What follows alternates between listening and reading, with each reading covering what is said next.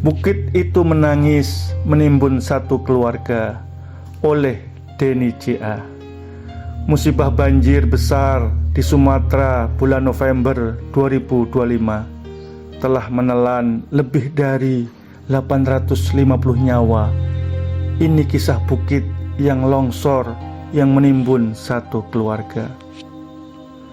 Aku adalah bukit yang sangat tua, jauh lebih tua dari riwayat semua keluarga yang pernah berteduh di bawah kakiku. Dulu hutan tumbuh di dadaku, menjadi antrian doa yang tidak pernah putus. Akar-akar panjang menahanku, seperti tangan-tangan para leluhur yang menjaga dunia tetap seimbang. Warga desa memetik sedikit, menebang satu pohon, lalu dua pohon, untuk kayu dapur, untuk membangun rumah kecil, untuk menghangatkan malam mereka. Aku tidak pernah marah. Aku tahu mereka menebang dengan hormat, seperti anak meminta kepada ibunya dengan suara pelan. Mereka memotong, tapi juga menanam. Mereka mengambil, tapi juga merawat. Aku tetap merasa dicintai. Tetapi mereka berbeda. Gergaji tak lagi diayunkan oleh tangan desa. Mesin-mesin besar datang entah dari mana. Suara logamnya dingin tanpa nurani. Perusahaan-perusahaan itu naik ke punggungku menjadi pasukan yang lapar, menggunduli rumah hijauku, menelanjangiku sampai tulang. Setiap pohon yang ditebang menjadi angka dalam rapolan laba, menjadi jembatan menuju rekening mereka, bukan menuju kehidupan. Akar-akar menjagaku dicabut, bukan oleh orang yang merawatku, melainkan oleh mereka yang bahkan tak tahu nama desaku. Para pekerja berseragam mengiris tubuhku seperti tangis, seperti mengiris kue ulang tahun, namun tak ada doa, tak ada permisi, tak ada terima kasih. Mereka datang mengumpulkan uang, bukan untuk menemukan hutan. Dari ketika setengah tubuhku botak dan kerontang, mereka pergi, meninggalkan aku berdiri sendirian di hadapan badai yang semakin ganas. Pada malam itu, hujan turun dengan deras, mengunjang langit, mengetuk luka-luka lamaku yang tak sempat sembuh. Tanahku bergerak pelan, aku sedih ringkih, seperti orang tua yang tak lagi pasti mana kaki yang masih kuat untuk berdiri. Aku mencari akar-akar yang dulu memelukku, tak ada. Aku mencari pohon-pohon yang dulu menahan tubuhku, tak ada. Aku mencari suara burung yang dulu mengingatkanku pada kehidupan, tak ada. Yang tersisa hanya ruang kosong, luka industri yang baunya membuat bumi sendiri gamang. Tubuhku pun menyerah, patah, runtuh, pecah. Bahkan karena aku ingin, tapi karena aku tak lagi sanggup. Di bawah tubuhku sebuah mobil putih kecil berhenti hanya untuk istirahat. Di dalamnya ada keluarga sedang menutup hari panjang dengan tawa kecil yang lembut. Gadis itu sempat memungut daun berbentuk hati dari pohon terakhir yang masih tersisa.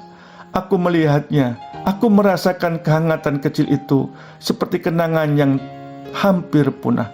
Aku ingin melindungi mereka, seperti dulu aku melindungi desa-desa kecil yang tumbuh bersama akar-akar hatiku.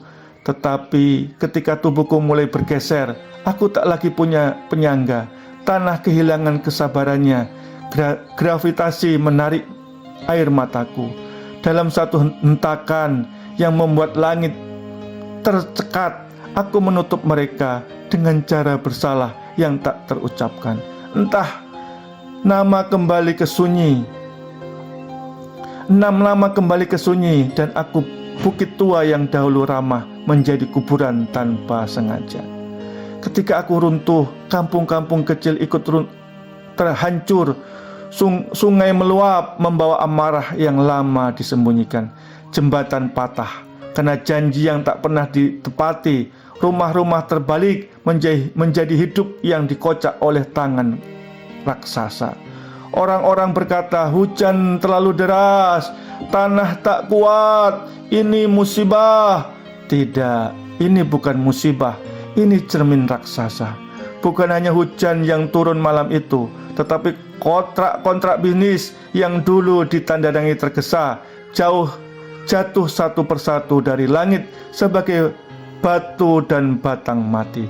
Di balik setiap meter tanah yang melorot, ada tanda tangan yang menjelma longsor. Dari stempel yang berubah menjadi arus banjir, menahan nama-nama di kartu keluarga. Kini aku terbaring, separuh hilang, separuh menjadi kubur. Namun yang paling hilang bukan lahanku, melainkan keyakinanku bahwa manusia masih mampu membedakan kebutuhan dan keserakahan. Warga desa menebangku dengan cinta, dengan hormat, dengan seimbang. Aku sanggup sembuh. Tapi perusahaan menebangku dengan ambisi, dengan ketamakan, dengan gelap mata. Aku tak pernah bisa pulih. Di kota jauh, di ruang rapat ber-AC, di sebuah perusahaan metropolitan, angka-angka laba tumbuh di layar seperti hutan palsu. Grafik keutuhan naik, sesungguhnya peta jenazah. Tiap garis hijau adalah nisan yang disamarkan. Di dalam rekening mereka ada lumpur di antara digit, ada napas terakhir yang dipadatkan menjadi bonus akhir tahun. Belajarlah bahwa pohon bukan hanya kayu, ini saudaramu sendiri, tulang dunia. Bahwa hutan bukan lahan kosong, ini keluargamu sendiri, jantung yang tak berdetak untuk semua makhluk. Jika manusia tak belajar, peta dunia pelan-pelan akan berubah warna.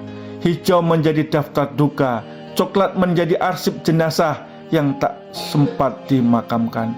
Di langit, awan akan menyalin diri menjadi fotokopi surat protes yang tak pernah kalian baca. Turun sebagai hujan yang menghapus alamat rumah dari setiap kartu keluarga. Dan bumi yang selama ini diam akan semakin marah karena ibu kandung yang kalian khianati. Paris, 6 Desember 2025.